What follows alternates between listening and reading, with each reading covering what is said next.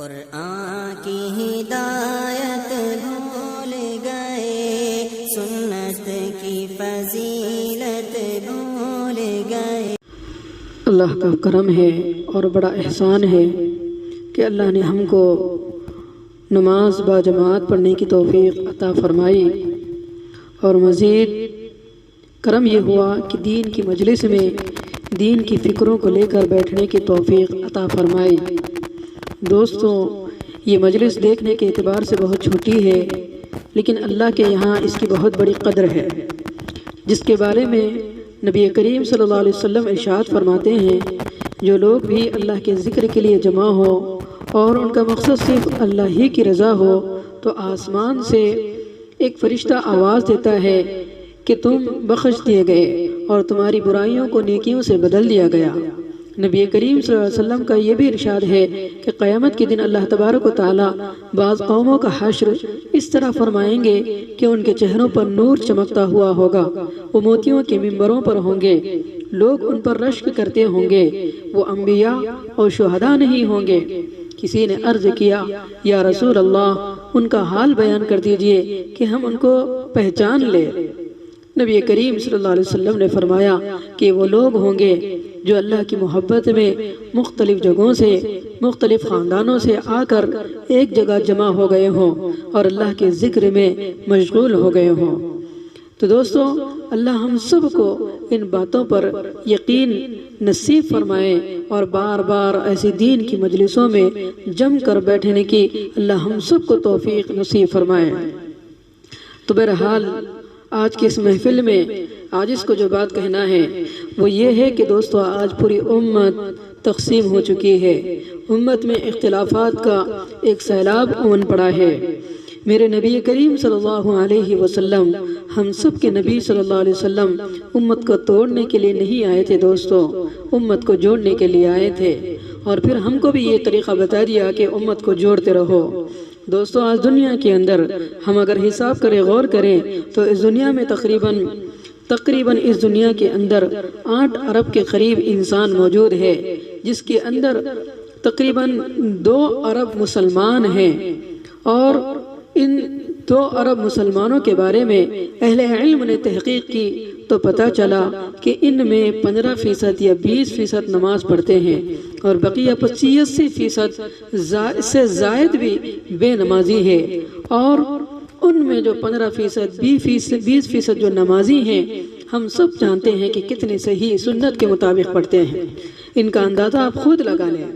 عاجز نے خود پرسوں کچھ دن پہلے عاجز ایک حلقے میں بیٹھا ہوا تھا، اور عاجز کے ساتھ تقریباً 7-8 ساتھی بیٹھے ہوئے تھے، اور قرآن کا حلقہ چل رہا تھا، تو عاجز نے سب سنا، تو جتنے کا سنا تھا عاجز نے سب کا قرآن غلط تھا، سب کی تجوید غلط تھی۔ تو دوستو، یہ صرف ایک حلقے کی بات نہیں، ایسے دنیا کے اندر الحمدللہ لوگ اللہ کے راستے میں نکل رہے ہیں، کوشش کر رہے ہیں، لیکن ان کی نمازوں کی حالت درست نہیں ہے، ان کی قرآن کریم کی تلاوت درست نہیں ہے۔ اب آپ اندازہ لگائیے، ایک تو 2 ارب مسلمان ہیں، ان میں 15% 20% نمازی ہیں، ان نمازیوں میں بھی تقریباً ایسے لوگ ہیں جن کی تجوید صحیح نہیں ہے، جن کا قرآن صحیح نہیں ہے۔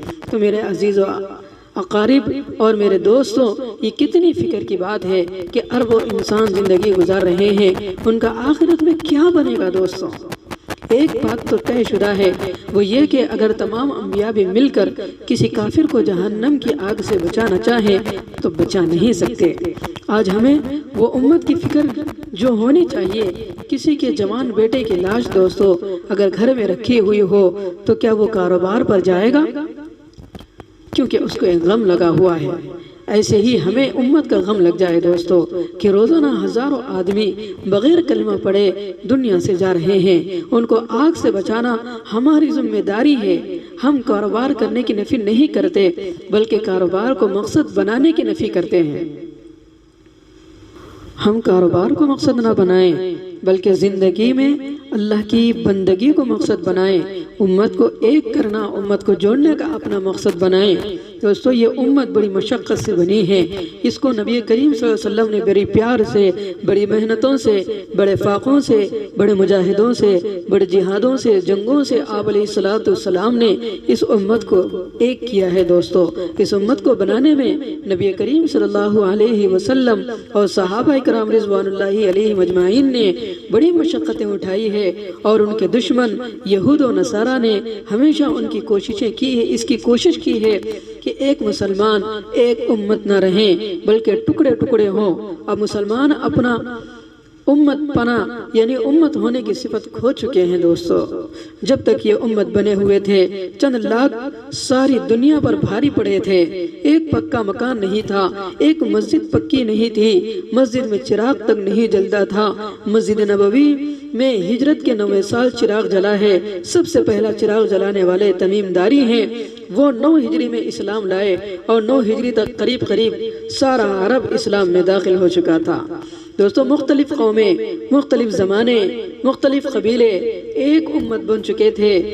تو جب یہ سب کچھ ہو گیا، اس وقت مسجد نبوی صلی اللہ علیہ وسلم میں چراغ جلا، لیکن حضور صلی اللہ علیہ وسلم جو نور ہدایت لے کر تشریف لائے تھے، وہ پورے عرب میں بلکہ اس کے باہر بھی پھیل چکا تھا اور امت بن چکی تھی۔ پھر امت دنیا میں اٹھی، پھر یہ امت جدھر کو نکلی ملک کے ملک پیروں میں گرے۔ یہ امت اس طرح بنی تھی کہ ان کا کوئی آدمی اپنے خاندان، اپنی برادری، اپنی پارٹی، اپنی قوم، اپنے وطن، اپنی زبان کا حامی نہ تھا، مال و جائیداد اور بیوی بچوں کی طرف دیکھنے والا بھی نہ تھا، بلکہ ہر آدمی صرف یہ دیکھتا تھا کہ اللہ اور رسول صلی اللہ علیہ وسلم کیا فرماتے ہیں۔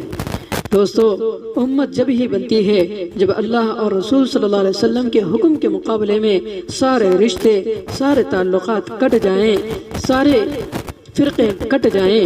جب مسلمان ایک امت تھے تو ایک مسلمان کے کہیں قتل ہو جانے سے ساری امت ہل جاتی تھی۔ اب ہزاروں لاکھوں کے گلے کرتے ہیں اور کانوں پر جوں نہیں رینگتی۔ دوستو امت کسی ایک قوم اور ایک علاقے کے رہنے والوں کا نام نہیں ہے، بلکہ سینکڑوں، ہزاروں قوموں اور علاقوں سے جڑ کر امت بنتی ہے۔ جو کسی ایک قوم، ایک علاقے کو اپنا سمجھتا ہے، وہ دوسروں کو غیر سمجھتا ہے، وہ امت کو ذبح کرتا ہے اور اس کے ٹکڑے کرتا ہے۔ نبی کریم صلی اللہ علیہ وسلم اور صحابہ کرام رضوان اللہ علیہ مجمعین کی محنتوں پر پانی پھیرتا ہے۔ امت کو ٹکڑے ٹکڑے ہو کر پہلے خود ہم نے ذبح کیا ہے۔ دوستو یہود و نصارہ نے تو اس کے بعد کٹی کٹائی امت کو کاٹا ہے۔ دوستو اگر مسلمان اب پھر امت بن جائیں تو دنیا کی ساری طاقتیں بھی مل کر ان کا بال بھیکا نہیں کر سکیں گی، ایٹم بم اور راکٹ ان کو ختم نہیں کر سکیں گے۔ لیکن اگر وہ قومی علاقائی عصبیتوں کی وجہ سے باہم امت کے ٹکڑے کرتے رہیں تو دوستو خدا کی قسم ہمارے ہتھیار، ہماری فوجیں ہم کو نہیں بچا سکے گی۔ دوستو آج مسلمان ساری دنیا میں اس لیے پٹ رہے ہیں اور اس لیے مر رہے ہیں کہ اس نے امت پنے کو ختم کر کے نبی کریم صلی اللہ علیہ وسلم کی قربانی پر پانی پھیر دیا۔ دوستو آج یہ دل کے غم کی باتیں کہہ رہا ہے۔ ساری تباہی اس وجہ سے ہے کہ امت نہ رہی، بلکہ یہ بھی بھول گئی کہ امت کیا ہے، نبی کریم صلی اللہ علیہ وسلم نے کس طرح امت بنائی تھی۔ دوستو امت جب بنے گی جب امت کے سب طبقے بلا تفریق اس کام میں لگ جائیں۔ نبی کریم صلی اللہ علیہ وسلم جو کام دے کر گئے ہیں، اور یاد رکھو دوستو امت پنے کو توڑنے والی چیزیں معاشرت اور معاملات کی خرابیاں ہیں۔ ایک فرد یا طبقہ جب دوسرے کے ساتھ نا انصافی اور ظلم کرتا ہے اور اس کا پورا حق اس کو نہیں دیتا، اس کو تکلیف دیتا ہے یا اس کی تحقیر اور بے عزتی کرتا ہے تو تفریق پیدا ہوتی ہے اور امت پناہ ٹوٹتا ہے۔ اس لیے آج کہتا ہے کہ صرف کلمہ اور تسبیح سے امت نہیں بنے گی، امت معاملات اور معاشرات کی اصلاح سے اور سب کا حق ادا کرنے سے اور سب کا اکرام کرنے سے بنے گی۔ جب دوسروں کے لیے اپنا حق اور اپنا مفاد قربان کیا جائے گا تو نبی کریم صلی اللہ علیہ وسلم اور حضرت ابوبکر صدیق رضی اللہ عنہ، حضرت عمر رضی اللہ عنہ نے جب ان کی زندگی کو ہم کو اٹھا کر دیکھیں گے تو ان سب نے اپنا سب کچھ قربان کر کے اور اپنے اوپر تکلیفیں جھیل کے اس امت کو امت بنایا تھا۔ حضرت عمر رضی اللہ عنہ کے زمانے میں ایک دن لاکھوں کروڑوں روپے آئے، ان کی تقسیم کا مشورہ ہوا۔ اس وقت امت بنی ہوئی تھی، یہ مشورہ کرنے والے کسی ایک ہی قبیلے یا ایک ہی طبقے کے نہ تھے، بلکہ مختلف طبقوں، مختلف قبیلوں کے وہ لوگ تھے۔ جب نبی کریم صلی اللہ علیہ وسلم کی صحبت کے اعتبار سے بڑے اور خواص سمجھے جاتے تھے، انہوں نے مشورے سے باہم طے کیا کہ تقسیم اس طرح پر ہو کہ سب سے زیادہ نبی کریم صلی اللہ علیہ وسلم کے قبیلے والوں کو دیا جائے، اس کے بعد حضرت ابو بکر صدیق رضی اللہ عنہ کے قبیلے والوں کو، پھر حضرت عمر رضی اللہ عنہ کے قبیلے والوں کو، اس طرح حضرت عمر رضی اللہ عنہ کے اقارب تیسرے نمبر پر آئے۔ جب یہ بات حضرت عمر رضی اللہ عنہ کے سامنے رکھی گئی تو آپ نے اس مشورے کو قبول نہ کیا اور فرمایا کہ اس امت کو جو کچھ ملا ہے اور مل رہا ہے نبی کریم صلی اللہ علیہ وسلم کی وجہ سے اور آپ صلی اللہ علیہ وسلم کے صدقے میں مل رہا ہے، اس لیے بس نبی کریم صلی اللہ علیہ وسلم کے تعلق کو ہی معیار بنایا جائے، جو نسب میں آپ کے زیادہ قریب ہوں ان کو زیادہ دیا جائے، جو دوم سوم چہارم نمبر پر ہو اسی کو اسی نمبر پر رکھا جائے، اس طرح سب سے زیادہ بنی ہاشم کو دیا جائے، اس کے بعد بنی عبد مناف کو، پھر قصی کو، قصی کی اولاد کو، پھر کلاب کو، پھر کعب کو، پھر مرہ کی اولاد کو۔ اس حساب سے حضرت عمر رضی اللہ عنہ کا قبیلہ بہت پیچھے پڑ جاتا تھا اور اس کا حصہ بہت کم ہو جاتا تھا، مگر حضرت عمر رضی اللہ عنہ نے یہی فیصلہ کیا اور مال کی تقسیم میں اپنے قبیلے کو اتنا پیچھے ڈال دیا کہ اس طرح پیچھے سے پیچھے چلے گئے۔ تو دوستو یہ امت اس طرح بنی تھی، اس طرح بنی تھی دوستو یہ امت۔ تو امت بننے کے لیے یہ ضروری ہے کہ سب کی یہ کوشش ہو کہ آپس میں جوڑ ہو، پھوٹ نہ ہو۔ نبی کریم صلی اللہ علیہ وسلم کی ایک حدیث کا مضمون ہے کہ قیامت میں ایک آدمی لایا جائے گا جس نے دنیا میں نماز، روزہ، حج، تبلیغ سب کچھ کیا ہوگا، مگر وہ عذاب میں ڈالا جائے گا کیونکہ اس کی کسی بات نے اس امت میں تفریق ڈالی ہوگی۔ اس سے کہا جائے گا پہلے اپنے اس ایک لفظ کی سزا بھگت لے جس کی وجہ سے امت کو نقصان اٹھانا پڑا۔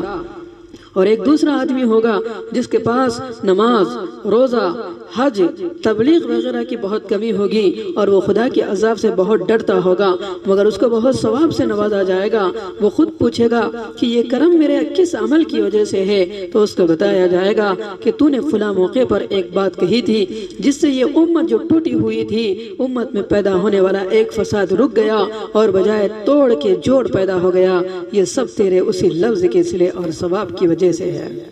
تو دوستوں امت کے بنانے اور بگاڑنے، توڑنے اور جوڑنے میں سب سے زیادہ دخل زبان کا ہوتا ہے۔ یہ زبان دلوں کو جوڑتی ہے اور پھاڑتی بھی ہے۔ زبان ایک بات غلط اور فساد کی نکل جاتی ہے اور اس پر لاٹھیاں اٹھ جاتی ہے اور پورا فساد کھڑا ہو جاتا ہے۔ ایک ہی بات جوڑ پیدا کر دیتی ہے اور پھٹے ہوئے دلوں کو ملا دیتی ہے۔ اس لیے سب سے زیادہ ضرورت اس کی ہے کہ زبانوں پر قابو ہو، اور یہ جب ہو سکتا ہے کہ بندہ ہر وقت اس کا خیال رکھے کہ خدا ہر وقت ہر جگہ اس کے ساتھ ہے اور اس کی ہر بات کو سن رہا ہے۔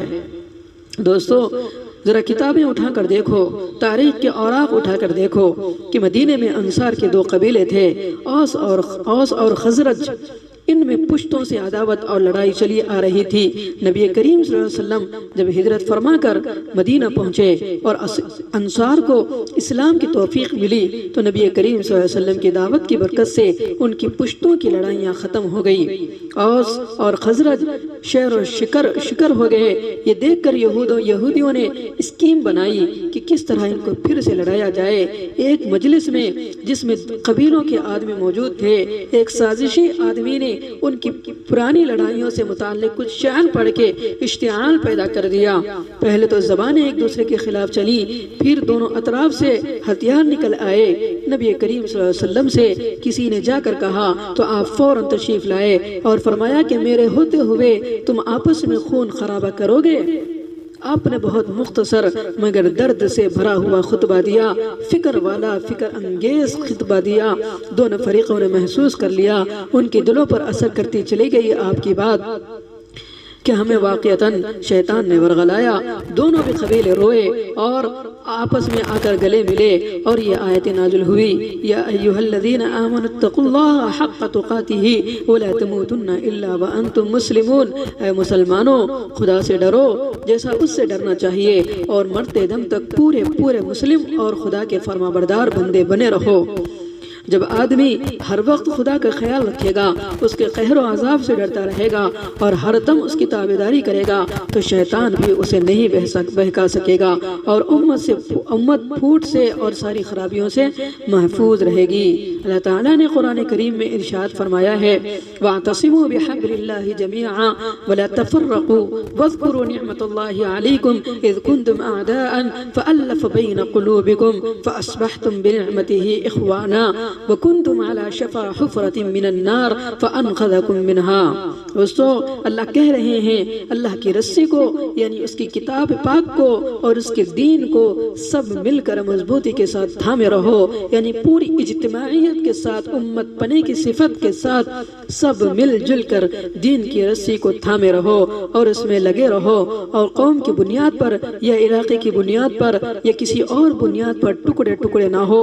اللہ کے اس کے احسان کو نہ بھولو کہ اس نے ہمارے دلوں کی وہ عداوت اور دشمنی ختم کر کے جو پشتوں سے ہم میں سے چلے آ رہی تھی، ہمارے دلوں میں الفت پیدا کر دی اور ہمیں باہم بھائی بنا دیا، اور ہم آپس میں لڑتے وقت دوزخ کے کنارے پر کھڑے تھے، بس گرنے ہی والے تھے کہ اللہ نے ہم پر کرم کر دیا اور ہم کو تھام لیا، اور نبی کریم صلی اللہ علیہ وسلم کو بھیج کر قرآن کریم کو اتا کر ہمیں تھام لیا اور دوزخ سے بچا لیا۔ دوستو شیطان ہمارے ساتھ ہے، اس کا علاج یہ ہے کہ ہم میں ایک گروہ ایسا ہو جس کا موضوع ہی بھلائی اور نیکی کی طرف بلانا اور ہر برائی اور فساد سے روکنا ہو۔ وَلْتَكُن مِّنكُمْ أُمَّةٌ يَدْعُونَ إِلَى الْخَيْرِ وَيَأْمُرُونَ بِالْمَعْرُوفِ وَيَنْهَوْنَ عَنِ الْمُنكَرِ وَأُولَٰئِكَ هُمُ الْمُفْلِحُونَ۔ اللہ کہہ رہے ہیں، قرآن پکار رہا ہے، امت میں ایک گروہ وہ ہو، ایک جماعت وہ ہو جس کا کام اور موضوع ہی یہ ہو کہ وہ دین کی طرف اور ہر قسم کی خیر کی طرف بلائے، ایمان کے لیے اور خیر اور نیکی کے راستے پر چلنے کے لیے محنت کرتا رہے، نمازوں پر محنت کرے، ذکر پر محنت کرے، تبلیغ پر محنت کرے، برائیوں اور معصیتوں سے بچانے کے لیے محنت کرے، اور محنتوں کی وجہ سے امت کو ایک بنائے، ایک ہی امت بنا کر رکھے۔ وَلَا تَكُونُوا كَالَّذِينَ تَفَرَّقُوا وَاخْتَلَفُوا مِن بَعْدِ مَا جَاءَهُمُ الْبَيِّنَاتُ وَأُولَٰئِكَ لَهُمْ عَذَابٌ عَظِيمٌ۔ اللہ کہہ رہے ہیں جو لوگ ان ہدایتوں کے بعد بھی شیطان کی پیروی کر کے اور الگ راہوں پر چل کے اختلاف پیدا کریں گے اور امت پنے کو توڑیں گے، تو ان پر خدا کی سخت مار پڑے گی۔ دنیا کی ساری چیزیں تعلیم اور جوڑنے والی اور جوڑنے کے لیے ہیں، نماز میں جوڑ ہے، روزے میں جوڑ ہے، حج میں جوڑ ہے، قوموں اور ملکوں اور مختلف زبانوں کا جوڑ ہے، تعلیم کے حلقے جوڑنے والے ہیں، مسلمان کا اکرام اور باہم محبت اور تحفہ تحائف کا لین دین، یہ سب جوڑنے والی چیزیں ہیں اور جنت میں لے جانے والی چیزیں ہیں، اور قیامت میں ان کے اعمال کے لیے محنتیں کرنے والوں کے چہرے نورانی ہوں گے، اور ان کے برخلاف باہم بغض، حسد، غیبت، چغلخوری، توہین و تحقیر اور دل آوازاری، یہ سب پھوٹ ڈالنے والے اور توڑنے والے دوزخ میں لے جانے والے اعمال ہے، اور ان اعمال والے آخرت میں روح سیاہ ہوں گے۔ یوم تبیض وجوہ وتسود وجوہ فاما الذین اسودت وجوہہم اکفرتم بعد ایمانکم فذوقوا العذاب بما کنتم تکفرون واما الذین ابیضت وجوہہم فی رحمت اللہ ہم فیہا خالدون۔ جنہوں نے پھوٹ ڈال کے اور پھوٹ والے اعمال کر کے امت کو توڑا ہوگا، وہ قیامت کے دن قبروں سے کالے منہ اٹھیں گے اور ان سے کہا جائے گا کہ تم نے ایمان و اسلام کے بعد کفر والوں کا طریقہ اختیار کیا، اب تم یہاں دوزخ کا عذاب چکو اپنے کفر کی پاداش میں، اور باقی وہ لوگ جو ٹھیک راستے پر چلتے رہے ہوں گے ان کا چہرہ نورانی اور چمکتا ہوا ہوگا، وہ ہمیشہ اللہ کی رحمت میں اور جنت میں رہیں گے۔ میرے دوستوں، یہ سب آیتیں اس وقت اتری تھی جب یہود نے انصار میں پھوٹ ڈالنے کی کوشش کی تھی اور ان کے دو قبیلوں کو ایک دوسرے کے مقابل کھڑا کر دیا تھا۔ ان آیتوں میں مسلمانوں کی باہمی پھوٹ اور لڑائی کو کفر کی بات کہا گیا اور آخرت کے عذاب سے ڈرایا گیا ہے۔ آج ساری دنیا میں امت پناہ توڑنے کی محنت چل رہی ہے۔ اس کا علاج اور توڑ یہی ہے کہ ہم اپنے خود کو نبی کریم صلی اللہ علیہ وسلم والی محنت میں لگا دیں، مسلمانوں کو مسجد میں لائیں، وہاں ایمان کی باتیں ہوں، تعلیم اور ذکر کے حلقے ہوں، دین کی محنت کے مشورے ہوں اور دین کی فکریں ہوں، مختلف طبقوں کے اور مختلف برادریوں کے اور مختلف زبانوں والے لوگ مسجد میں آئیں، مسجد نبوی صلی اللہ علیہ وسلم کے طریقے پر ان کاموں میں جڑیں، تب امت بنے گی۔ دوستو ان باتوں سے ہمیں بچنا چاہیے جو شیطان پھوٹ ڈالنے کا موقع تلاش کرے۔ دوستو جب 3 بیٹھے تو اس کا خیال رکھے کہ چوتھا ہمارے ساتھ اللہ ہے، 4-5 بیٹھے تو ہمیشہ یاد رکھے کہ 5واں یا 6واں اللہ ہمارے ساتھ ہی موجود ہے اور وہ ہماری بات سن رہے ہیں اور دیکھ رہے ہیں۔ ہم امت بنانے کی بات کر رہے ہیں یا امت توڑنے کی بات کر رہے ہیں، ہم کس کی غیبت یا چغل خوری کر رہے ہیں، سب اللہ کے سامنے یہ ساری چیزیں ہوں گی۔ دوستو یہ امت نبی کریم صلی اللہ علیہ وسلم کے خون اور رفیقوں سے بنی تھی، اب ہم اپنی معمولی باتوں پر امت کو توڑ رہے ہیں۔ دوستو اللہ اکبر، یاد رکھو نماز جمعہ چھوڑنے پر بھی اتنی پکڑ نہیں ہوگی جتنی امت کو توڑنے پر پکڑ ہوگی۔ اگر مسلمانوں میں امت پناہ آ جائے تو وہ دنیا میں ہرگز ذلیل نہ ہوگے، روس اور امریکہ کی طاقتیں بھی ان کے سامنے جھکیں گی، اور امت پناہ جب آئے گا اذلۃ علی المؤمنین پر مسلمانوں کا عمل ہو، یعنی ہر مسلمان دوسرے مسلمان کے مقابلے میں خود کو چھوٹا بننے اور ذلت و تواضع اختیار کرنے کو اپنائیں۔ تبلیغ میں اسی کی مشق کرنی ہے۔ دوستو جب مسلمانوں میں اذلۃ علی المؤمنین والی صفت آ جائے گی تو وہ دنیا میں اعزۃ علی الکافرین یعنی کافروں کے مقابلے میں زبردست اور غالب ضرور ہوں گے، چاہے وہ کافر یورپ کے ہو یا ایشیا کے ہو۔ میرے دوستو اللہ اور اس کے رسول صلی اللہ علیہ وسلم نے ان باتوں سے شدت اور سختی سے منع فرمایا ہے جن سے دلوں میں فرق پڑے اور پھوٹ کا خطرہ بھی ہو۔ 2-2 4-4 الگ کانا پوسی کریں، اس سے شیطان دلوں میں بدگمانی پیدا کرتا ہے، اس سے منع کیا گیا ہے، اس کو شیطان کا کام بتایا گیا ہے۔ انما النجوى من الشیطان لیحزن الذین آمنوا ولیس بضارهم شیئا الا باذن اللہ۔ اسی طرح تحقیر اور استہزاء اور تمسخر سے منع فرمایا گیا ہے۔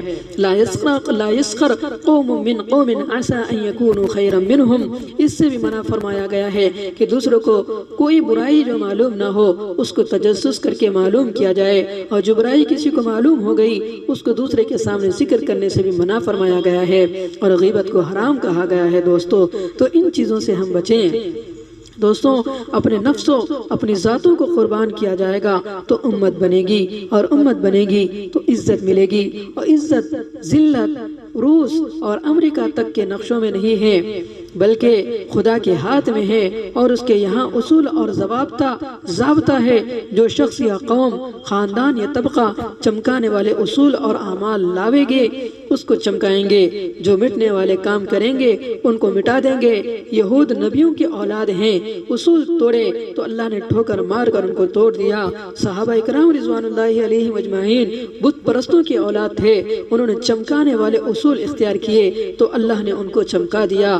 اللہ کی رشتہ داری کسی سے نہیں، اس کے ہاں اصول اور ضابطہ ہے۔ دوستو اپنوں کو اس محنت پر جھونک دیں کہ حضور نبی کریم صلی اللہ علیہ وسلم کی امت میں امت پناہ آ جائے، اس میں ایمان و یقین آ جائے۔ یہ ذکر و تسبیح اور تعلیم والی، خدا کے سامنے جھکنے والی، خدمت کرنے والی، برداشت کرنے والی، دوسروں کا اعزاز و اکرام کرنے والی امت بن جائے۔ نجوہ نہ کرنے والی، اپنے بھائیوں اور ساتھیوں کے تحقیر اور تمسخر اور تجسس و غیبت نہ کرنے والی امت بن جائے۔ اگر کسی ایک علاقے میں بھی یہ محنت اس طرح ہونے لگے جس طرح ہونے چاہیے تو دوستو آج ساری دنیا میں بات چل پڑے گی۔ کسی شاعر نے کیا خوب کہا، خنجر لگے کسی کو تڑپتے ہیں ہم امیر، سارے جہاں کا درد ہمارے جگر میں ہے۔ دوستو یہ شعر ہمیں تبلیغ میں نکل کر سمجھ میں آئے گا کہ کیا مطلب کہ دنیا کے کسی بھی کونے میں اگر کوئی شخص کفر پر مر رہا ہو یا نماز نہ پڑھتا ہو تو ہمارے سینے میں ایک درد اٹھے گا۔ اس لیے کہا گیا کہ اللہ کا سب سے محبوب بندہ وہ ہے کہ کسی کو کانٹا چبھے تو اس کو درد و فکر محسوس ہو کہ میرے بھائی کو تکلیف ہوئی ہے۔ میرے دوستو ہم میں سے جو جتنی قربانی دے گا، جتنی تبلیغ کرے گا، وہ شخص اتنا ہی اللہ کا محبوب بنے گا۔ اس کی قربانی پر اعمال صالحہ کا کھاتا کھلتا چلا جائے گا۔ اس لیے کہا گیا بنیاد کا پتھر زیر زمین دفن ہوتا ہے، پھر اس کی پرانی عمارت کھڑی ہوتی ہے، چند دانے زمین میں دفن ہو کر قربانی دیتے ہیں تو لاکھوں دانے وجود میں آ جاتے ہیں۔ ہم قربانی دیں گے بیوی بچوں کو، گھر بار کو اللہ کی محبت میں، دین کو پھیلانے کے لیے، دین کو عام کرنے کے لیے، امت کو ایک کرنے کے لیے، امت کو جوڑنے کے لیے ہم چھوڑیں گے۔ انشاءاللہ ہماری قربانی سے کتنے لوگ جہنم کی آگ سے بچ جائیں گے۔ میرے دوستو یہ امت اپنے لیے نہیں بھیجی گئی بلکہ پرائیوں کے لیے بھیجی گئی ہے۔ یہ امت تو لوگوں کے حق اللہ سے جوڑنے کے لیے بھیجی گئی ہے۔ آج امت میں درد بھرنے کا جذبہ ہی ختم ہو گیا۔ آج لاکھوں نہیں، کروڑوں نہیں، کھربوں آدمی کفر کی حالت میں زندگی گزار رہے ہیں، اور لاکھوں نہیں، کروڑوں آدمی نماز پڑھنے سے محروم ہیں، لاکھوں آدمی اعلانیہ گناہ کر رہے ہیں۔ ایسی حالت میں تو ہمیں روٹی بھی اچھی نہیں لگنی چاہیے۔ کتنے انصاف شراب پیتے ہیں، کتنے لوگ زنا کرتے ہیں، زنا کرتے ہوئے کتنے لوگ شراب پیتے ہوئے، کتنے لوگ برائیاں کرتے ہوئے، کتنے لوگ زنا کرتے ہوئے مر گئے اور کھپ گئے اور سانپ اور بچھوں کی وادیوں میں چلے گئے۔ دوستو اس پر ہمیں رونا بھی نہیں آتا اور ہمیں فکر بھی نہیں ہوتی۔ اللہ نے اپنے حبیب کے ذریعے ہمیں جو مقصد زندگی بتایا تھا، آج ہم اس کو چھوڑ چکے ہیں۔ اس سے کتنی افسوس کی بات ہے کہ آج ہم خود اپنے آپ کو تلاش کریں۔ اللہ معاف فرمائے ہمیں۔ آج ہمارا گھر آباد ہے، دکانیں آباد ہے، پر اللہ کا گھر بے آباد ہے۔ آج مساجدیں ویران ہیں، مسجدیں ایسے فضا ایمان کی کمزور کی وجہ سے بن چکی ہے کہ اب اذان کے وقت مساجد کھلنے لگی ہے۔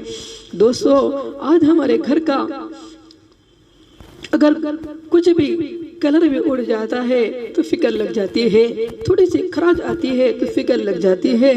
ہم مسجدوں جا کر دیکھیں، مسجدیں ویران پڑی ہے۔ کیوں ویران پڑی ہے؟ کہ یہ ہمارے فرقے کی مسجد نہیں ہے، یہ ہمارے فرقے کے امام نہیں ہے، یہ امام ہمارے ماننے والے نہیں ہیں، یہ فرقہ ہماری اتباع کرنے والا نہیں ہے۔ دوستو پوری امت ٹوٹ چکی ہے۔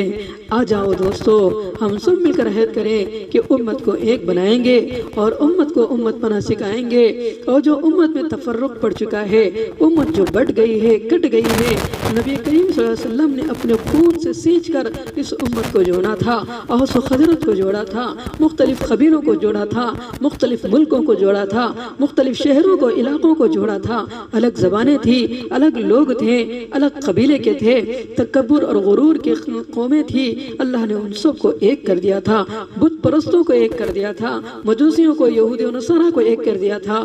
دوستو آ جائیں ہم بھی ان سب کو جوڑیں، ان سب کو ایک بنائیں۔ اس کے لیے ہمیں اللہ کے راستے میں نکلنا ہے۔ اللہ کے راستے میں نکل کر گلی گلی میں، شہر شہر میں، بلکہ ملکوں میں جا کر لوگوں کے حالات کو دیکھیں گے اور ان کی زندگیوں کو دیکھ کر ان سب کو ایک امت بنائیں گے دوستوں، انشاءاللہ بنائیں گے۔ اللہ سے دعا کرتے ہیں کہ اللہ تعالی ہم سب کو اس مجلس میں بیٹھنے کی، جو لوگ دور دراز سے آئے ہیں اور دور دراز سے آواز سن رہے ہیں، اللہ ہم سب کو ان باتوں پر عمل کی توفیق نصیب فرمائے، پوری امت کو ایک ہونے کی توفیق نصیب فرمائے۔ اللہ تعالیٰ سے دعا ہے کہ اللہ تعالیٰ ہمارے اس بیٹھنے کو اور کہنے سننے کو ہم سب کو عمل کرنے کی توفیق نصیب فرمائے۔ اب ارادہ کرے اللہ کے راستے میں نکلنے کی۔